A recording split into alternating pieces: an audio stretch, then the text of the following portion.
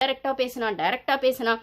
அந்த வீட்லயும் யாரும் வாய் திறக்கல, வெளில ஹோஸ்ட்டும் யாரும் வாய் திறக்கல, சோஷியல் மீடியாலும் பெருசாக அது ஒன்றும் ஸ்ப்ரெட் ஆகலை, அவனுக்கான இம்பேக்ட் கேமில் அதுக்கான இம்பேக்ட் பண்ணலை. இந்த ஒரு வாரம் கனி குரூப்பை வந்து பண்ண உடனே, விக்ரம பண்ண உடனே, எஃப்ஜேவை பண்ண உடனே, கனியை கிச்சனுக்கு வரக்கூடாதுன்னு பண்ண உடனே, அந்த பால் மேட்ரு வந்தோடனே, பாப்பாப்பா என்னம்மா அப்படியே குதின்னு குதிக்கிறீங்க. ஓகே, நீங்கள் குதிச்சிங்க, வீக்கெண்டில் கேட்டார் ஹோஸ்ட்டு, அவ்வளோதான். இதுக்கப்புறம் என்ன பண்ணுவீங்க? அவங்க திருப்பி போய் அவங்க கேமை பண்ண போகிறாங்க. இது நாங்கள் தெரிஞ்சுதான் செய்கிறோம், அடி வாங்கினா அடி வாங்கிக்கிறோன்றதுல அவங்க தெளிவாக இருக்காங்க. இல்லை உள்ளே அனுப்பும் போதே வந்து ஒயில்ட் கார்டை சொல்லி தான் அனுப்புவாங்க. ஒரு மினிமம் இந்த மாதிரி பெரிய கண்டஸ்டன்ஸ் வராங்க, இல்லை விஜய் டிவி ப்ராடக்ட்ஸ், நான் சொன்ன மாதிரி சீனியர் ப்ராடக்ட்ஸ் இவங்கலாம் வராங்க அப்படின்னா மினிமம் 20-25 டேஸ் அவங்க வந்து கன்ஃபார்மாக உள்ளே வைப்பாங்க. ஐ மீன் 3 to 4 வீக்ஸ் உள்ளே வைப்பாங்க.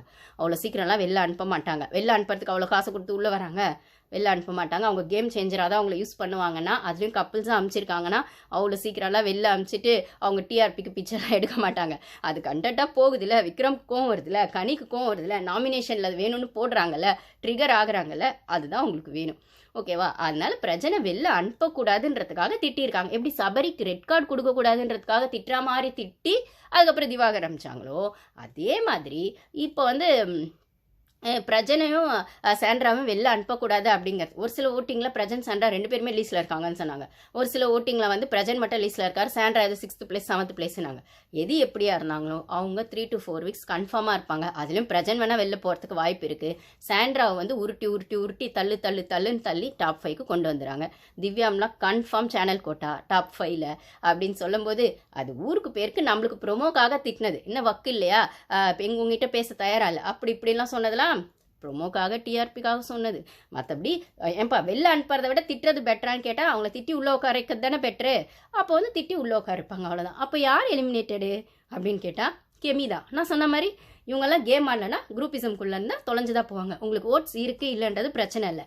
யாரை எடுத்தால் அந்த டீமுக்கு டிஆர்பி ஒன்று, யாரை எடுத்தால் டிஆர்பி ஏறும்னு பார்ப்பாங்க, இல்லை சாரி கைஸ்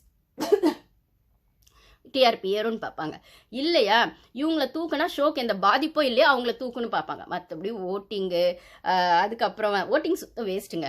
சும்மா நான் தான் சொல்கிறேன், ஓட்டிங்லாம் ஒன்றுமே கிடையாது. நீங்கள் ஓட்டு போடுறது அப்படிங்கிறது அந்த ஷோவை ரன் பண்ணுறதுக்காக மக்களை ஏதோ ஒரு இடத்துல ட்ரிகர் பண்ணி மேனிப்புலேட் பண்ணி இன்ஃப்ளூயன்ஸ் பண்ணுறதுக்கான விஷயம் தவிர மக்கள் கையிலலாம் ஒன்றுமே கிடையாது ஓட்டிங்கன்ற விஷயம்லாம். சும்மா யூஸ் பண்ணுவாங்க. ஓட்டிங் எப்போ யூஸ் பண்ணுவாங்கன்னா, நிஜமாவே அவங்க எடுக்கணும்னு நினச்ச கண்டஸ்டன்ட்டோ இல்லை இந்த வாரம் இவங்க எடுத்தால் பெருசாக ஷோக்கு பாதிப்பு இருக்காதுன்றவங்களும் ஓட்டிங்கில் வந்தால் கரெக்டாக நாங்கள் ஓட்டிங் வச்சு அந்த வாரம் எடுத்தோம் அப்படிங்கிற மாதிரி சொல்லுவாங்க. ஆனால் தெலுங்கு பிக் பாஸ்லாம் அப்படி இல்லை.